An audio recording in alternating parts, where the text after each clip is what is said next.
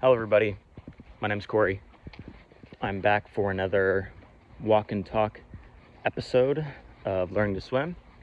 This is going to be part 2 in the series on putting your face in the water. I did part 1, a few days ago. That was more focused on kids, and so I wanted to do part 2 for the adults that are struggling to put their face in the water. And even if you can put your face in the water just fine, there's still going to be some useful information in here. So, quick recap about me. I've been a competitive swimmer for 10 years. I've been teaching swimming for over a decade as a high school swim coach, as a swim lesson instructor, and I'm now the owner and lead instructor of Stride Swim School. So I've seen swimming from all sorts of viewpoints, from young kids to older adults to complete beginners to some of the more competitive and advanced swimmers in the state. And so I'd like to share my perspective, what I've learned from teaching and being around swimming for so long. So let's get started. If you haven't watched the first episode, that's fine. There's going to be some more in-depth analysis, especially in the first half of that video, about 10 minutes, about the mouth, nose, eyes, and ears. So if you're struggling with a particular part of your face, putting it in the water, I highly recommend checking out that video. This one is going to be more focused on just the nose and then some general tips for adults. So let's talk about the nose a little bit. Talked about this in the last episode, but long story short, when you're putting your face in the water, we want to put it in slow and we want to be looking down. All right, this is going to prevent water from getting your nose. And talk about nose bubbles a little bit. If you're blowing air out of your nose, water's not going to come in your nose. So if we're ever putting your face in the water really fast, we want to get good at nose bubbles. Now, a way to practice that is just to put your nose right up in the water and blow tiny bubbles for as long as you can. We want to get good at blowing bubbles in a way where we don't blow all of our air out all at once, because then we're left without air and then we need to breathe. Now, at the same time, if we're blowing bubbles out too slow, there's a car coming by here. If we're blowing bubbles out too slow, then it's not enough pressure to prevent water from going up. So just play around with it. If you just get in the pool and spend 5-10 minutes just blowing bubbles out of your nose, that's great. Getting water up your nose can really derail any sort of swimming you're doing. So it's good to be comfortable and know how to prevent that from happening. Now, if you want more information on kind of how the nose works, if this is a big problem for you, if you're always plugging your nose, then go check out my last video. There's a lot more information there. I'm going to keep this a little bit shorter this time. Last one was about 20-ish minutes. So let's go over sort of some of the general tips I have for adults getting in the water. So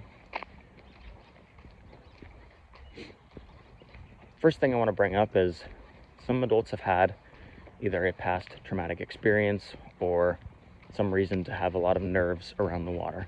This is very common, and so I want to emphasize that taking it slow is really important, and there's no rush to get into it. In my experience, when I have an adult come to me and they can't put their face in the water at all, I recommend before we even do a class, they should spend an hour just being in the pool and just having water kind of come up over their shoulders. That's it. Just being in the pool is so important. It'll kind of let the nerves come down. One of the things I've noticed is that if you haven't been in the water for a long time, that understanding the buoyancy, how your body feels, how you float, is something that's very foreign to people that haven't been in the water ever or for a very long time. And so if you're looking to get into swimming, or you want to learn how to swim, and you're very hesitant, a lot of nervousness, that's totally fine. I would recommend finding a pool that's warm, that's shallow, and that's not super busy. All right, if you can do those 3 things, you'll have a quiet environment where you can stand comfortably and you won't be freezing. Because at the beginning, we're not going to do a lot of movement. And so pools are often kept kind of cold because when people are swimming laps, they're moving a lot, they're starting to get really warm. And so if you're swimming really hard, doing lots of laps, if you're a more competitive swimmer, so to speak, you want the pool a little colder. But for those of us that are just getting started, we want the pool warm because we don't really know how to move our body yet in the water. So we're not going to be moving that much. And if you're cold, if you're uncomfortable, it's just going to make things worse. So most pools are kept between 80 and 86 degrees. If you go into a pool, and you might be able to ask the front desk person, like, hey, what temperature is your pool at? They might know, they might not. If it feels good when you get in, that means it's warm. Generally, if a pool's kept at 84, 85 degrees, it'll feel a little cold for about 20, 30 seconds, and then it'll feel okay. Now, if you're in the pool and it's just cold, and you're in there for 5, 10 minutes, and it's just freezing, it might not be the best pool for learning how to swim, because like I said, we're not moving around much at the beginning, and it's all just very relaxed and slow. So next thing is the pool depth. We don't want to just throw yourself in the deep end. All right, this is all about getting comfortable. We want to be able to stand. And so when we're practicing just being in the water, I highly recommend that you find a pool that's 3.5, maybe 4 feet deep, and you just crouch down until your shoulders are in the water, and then gradually, with a hand on the wall at first, just pick your feet off the ground, and you'll feel how your body, as you pick your feet up, doesn't fall immediately. There's some buoyancy, and with that buoyancy, you can kind of get to, oh, okay, the water is holding me up a little bit as I go. And the more comfortable you can get with that, walking around the pool, as you walk, lift your feet off the ground for a second, and if you're up to here in the water, then after you lift your feet up, you might fall in a little bit deeper, but your head will always be above the water. So walking, moving your hands through the water, feeling how as you push the water like this in front of you, your body's kind of pushed around as well, how the water resists your movement, how the buoyancy works. All of this, you could take an hour and maybe 2 30-minute sessions. Just hop in the pool, walk around a little bit. It can be kind of relaxing, maybe a little boring, but that's okay. If it's boring, that's good. We want it to be another car. We want it to be such that we're not overwhelmed. We're already sort of having trouble getting in the water. We don't need any more additional stimuli to get us over the top to where it's overwhelming, right? So basically find a warm pool, find a pool you can stand in, walk around, move your body with your face above the water. And once you kind of feel those nerves coming down a little bit, then we can start thinking about, okay, now we're going to put our face in the water. So how does this work? How would I recommend getting started? Go to the shallowest point of the pool, get right next to the wall, get a hand on the wall, feel really secure, feet on the ground, hand on the ground, and just practice putting your chin in, your mouth in. I'd highly recommend wearing goggles, so when you eventually get your eyes in, you can see. And as I mentioned with the nose, we want to be always looking down and putting our face in slowly, and just see if you can hold your face in the water for 10 seconds. Now, I want to kind of emphasize here that swimming is not about holding your breath. Yes, holding your breath is part of swimming, and we're not going to be able to breathe at all times, right? When you're running, you're always in the air. You can always breathe exactly how you want. In swimming, there are some moments where we are restricted in when we can breathe. So it is true that we do have to hold our breath a little bit. But when I come into swim laps, for example, I'm breathing every 2 strokes, which means I'm taking 1 stroke with my head in the water, and then I'm breathing on the next one, and then I'm repeating that cycle. So I'm only holding my breath really for a second and a half at a time. I get to breathe all the time, and we're eventually going to start kicking on our back, where you get to breathe a lot as well. So the main reason I say 10 seconds is because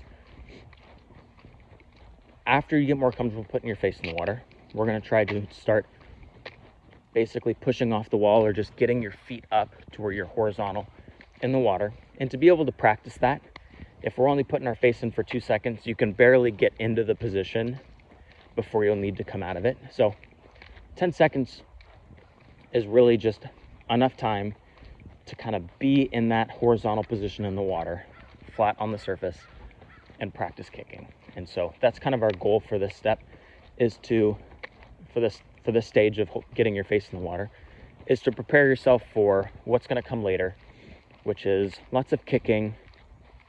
And so the only real reason we're needing to hold our breath this long is just because we're going to have to practice with our head in the water. I'll talk a lot more about why getting your head in the water is so important for body position and being able to swim.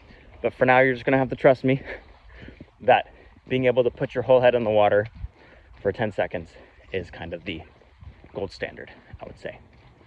So you're going to have your hand on the wall, feet on the ground. You're going to crouch down a little bit and just try putting the front of your face in, seeing if you can hold it. As you get more comfortable, you can push your face in deeper, ideally getting your whole head in the water. And I want to remind you that as you do this, you might feel a little bit of water wanting to come up your nose, so put your face in slow. You can practice nose bubbles, which is just blowing bubbles in the water. You can crouch down and get your nose up, water level up to here. Practice blowing slow bubbles.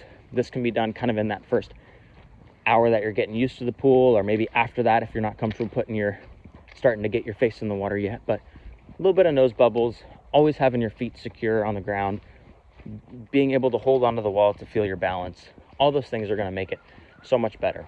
And I want to emphasize too that if you're going to spend a whole 20-30 minute session just practicing putting your face in the water, it doesn't have to be, okay, face in for 5 seconds, take one breath, face in for 5 seconds, take one breath. Take your time, all right? Take lots of breaths in between putting your face in the water. This should not be hard. The biggest difficulty should be you mentally overcoming not wanting to put your face in the water. This shouldn't be a physical chore of you're running out of breath. Everything should be done feeling really comfortable. So let's see. After you've gotten better at putting your face in the water, maybe you can hold just the front of your face in or get your whole head in for 10 seconds with your feet and hands on the wall. Then you can start to get both your hands on the wall in front of you. Start to kick your legs up a little bit, getting your feet off the ground, and just practicing putting your face in and just lifting your feet off the ground. Getting used to not having your feet on the ground with your face in the water. This is going to feel weird at first, but if you practice putting your face in, kicking your feet up, so you're kicking your feet up to horizontal, only maybe you can kick up 2 or 3 times with your face in the water, and then you'll rest again. And that's pretty much it. Once you can do those skills, then you have done all you need to know with putting your face in the water, and you can start working on kick or getting onto your back and all the other stuff that leads to more swimming activities. Because putting your face in is really just the bare minimum, and I'll talk more about why head position is so important later. So I think that's all I have for you. Take it slow. Find a warm pool, a shallow pool, walk around in the water, use the wall, have your feet on the ground. Know that at any point you can just stand up and breathe. And once all this stuff is feeling too easy and you can put your face in the water for 10, maybe go for 15, why not? And then you can move on to the next step. So that's all I have for you today. Once again, my name's Corey. I'm going to be posting this video onto my social medias. If you have any questions, feel free to comment, and I will do my best to answer them. And that's it. Thank you very much. Hope you have a great rest of your day.